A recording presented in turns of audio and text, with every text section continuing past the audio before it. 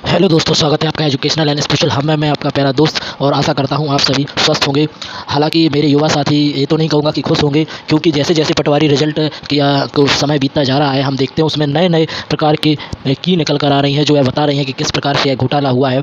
और इस प्रकार कई अलग अलग तरह के तरीके की स्क्रीनशॉट वायरल हो रहे हैं, जिसमें से कुछ स्क्रीनशॉट मेरे पास है, जिसमें देखिए आप एक ही पर्टिकुलर कॉलेज एनआरआई कॉलेज के ही सभी टॉपर के मार्क्स दिए गए हैं, 1 से लेकर 10 तक के। और इसमें 7 टॉपर ऐसे हैं जो एक ही कॉलेज के हैं, और इसे सही कहा गया है, ऐसे एक संयोग मात्र ही नहीं हो सकता है। और इसमें कुछ हम देखते हैं, इस बारे में चर्चा करते हैं कि जो आपके टॉपर रहे हैं, इनके सभी के सिग्नेचर हिंदी में हैं, और मतलब सिर्फ नाम लिखा हुआ है, और उनके इंग्लिश में मार्क्स 25 में से 25 आ रहे हैं। तो बहुत अजीब लगता है यह सब देखकर। इसके अलावा कुछ और भी की पॉइंट है, जैसे कि जितने भी टॉप 10 के स्टूडेंट हैं, उनके सभी के जो कोड है ना 2488 से शुरुआत हो रहे हैं। मतलब कि ऐसा लगता है जैसे कि जो टॉपर हैं, इनका जो फॉर्म भरा गया है वो एक ही पर्टिकुलर जगह से भरा गया है, या सभी को साथ बैठाल के भराया गया हो, क्योंकि उनके जो नाम फॉर्म एप्लीकेशन नंबर है उसमें ज़्यादा कुछ अंतर नहीं आ रहा है, सीरीज वही चल रही है। यानी कि एक ही टाइम पर, एक ही समय पर शायद एक ही जगह से फॉर्म भराया जा सकता है, ऐसा भी लग रहा है। इसके अलावा यह भी देखने में आया है कि जो सभी ने जो वैकेंसी भरी हुई है 153 154, आप सभी लोगों के देखिए तो उसमें सभी में वैकेंसी में 153 154 सभी ने शुरुआत में यही रखा है।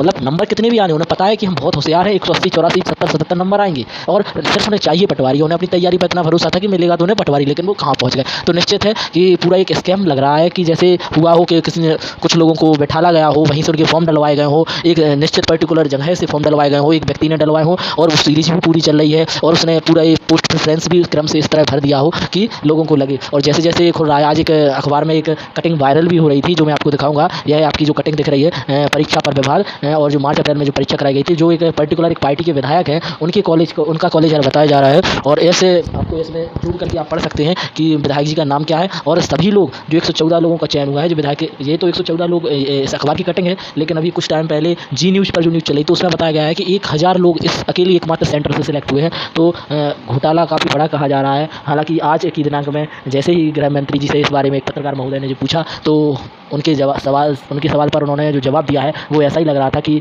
गोलमोल हो, और सरकार इस मैटर पर कुछ भी डिस्कस ना करना चाहती हो। लेकिन युवा एक बात याद रखें कि जब तक उनमें यूनिटी नहीं होगी, मध्य प्रदेश के युवाओं में हमेशा से ये परीक्षा में रहा है कि उन्हें किसी भी परीक्षा से बस वो उदास मायूस होकर बैठ जाते हैं। तो मेरे मित्रों, उदास और मायूस होने का टाइम नहीं है, ये अपनी तत्परता और यूनिटी दिखाने का टाइम है। बिना किसी हिंसक प्रदर्शन के या बिना किसी कुछ भी कार्यवाही के आप लोगों को सिर्फ शांतिपूर्ण अपनी बातचीत को सरकार तक पहुँचाना है। सरकार के साथ साथ आपको मध्य प्रदेश की जनता तक भी पहुँचाना है इस बातचीत को, ताकि जनता भी इस बात को नोट करे। हमारे पास लोकतंत्र है, और लोकतंत्र में हमारा एक ही मात्र हथियार होता है, जो सभी लोग जानते हैं। तो हमें बाकी सब और एक्शन पर भरोसा ना करते हुए अपनी यूनिटी दिखानी है, और कोशिश करनी है कि सरकार तक, हमारे मामा जी तक हमें अपनी बात पहुंचा पाएँ। शायद वो दर्द समझ पाएँ, शायद वो उन माता पिता के जो उन्होंने सपने देखे हैं, और उनका जो बच्चा है वो कोई ऐसा व्यक्ति ले जाता है जो अपने पैसे की दम पर वो सीट खरीद लेता है, और वो बच्चा कुछ अंकों से रह जाता है। उसकी कोई भी उस पीड़ा को समझ नहीं सकता है, शायद कोई ना समझ पाए, लेकिन कुछ नहीं हो सकता है। हम जब तक खुद इस चीज़ को स्वीकार करते रहेंगे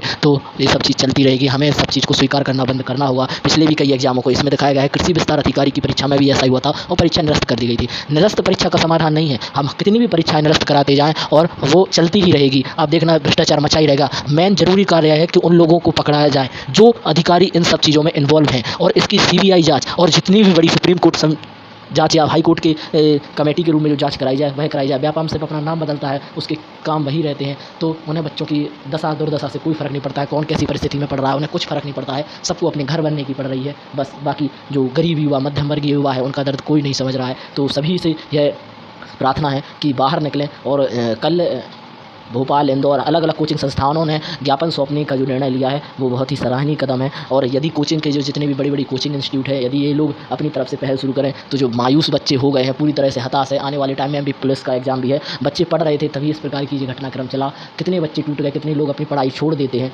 कितने टैलेंटेड बच्चे सिस्टम में आने से चूक जाते हैं, और हम उन्हीं ही भ्रष्टाचारियों के बच्चों को और भ्रष्टाचारियों को ही इसमें जॉब देते जा रहे हैं, और ये पूरा सिस्टम इसी तरह से चलता जा रहा है। तो आप इस प्रकार से मात्र घर बैठे रोने से, फ़ोन में वीडियो देखने से कुछ नहीं होगा। आपको कुछ ना कुछ तो बाहर करके निकलना ही होगा, और कुछ आप ट्विटर कैंपेन भी अभी शुरू होगा कुछ टाइम में। कई और इंस्टीट्यूट और बड़े-बड़े जो टीचर्स हैं उनके द्वारा कहा जा रहा है, आशा है वो सभी बच्चों के दर्द को समझे। पैसे और अगर आपने लिए हैं बच्चे से और वो आपको गुरु मान रहा है तो आपका पूरा कर्तव्य है कि आप उसे सही रास्ते पर दिखाएँ, और यदि वो पूरी तरह से हताश, मायूस है तो आप उसके लिए और अलग-अलग तरीके के दरवाजे खोलें, क्योंकि आपके पास सोर्स और पहुँच बहुत बड़ी है। तो आशा करते हैं सभी बच्चे अपनी पढ़ाई में मन लगाएँगे, एमपी पुलिस का जो एग्ज़ाम आ रहा है उस पर भी ध्यान करेंगे और इसके साथ ही इस सब चीज़ पर भी पूरा फोकस करेंगे। और इसी के साथ देखते हैं आगे इस मैटर पर क्या हमें जानकारी मिलती है। जो भी जानकारी मिलेगी हम सभी आप तक ज़रूर वो पहुँचाएँगे। आप इस चैनल को सब्सक्राइब कर लीजिए और मुझे अपना भाई समझते हुए यह ध्यान रखिए कि आपको किसी भी तरीके की गलत न्यूज़ पर भरोसा नहीं करना है और अपना ज़्यादा टाइम बर्बाद भी नहीं करना है। अपनी पढ़ाई पर और अपने कार्य पर ध्यान देना है। किसी प्रकार के डिप्रेशन से बचना है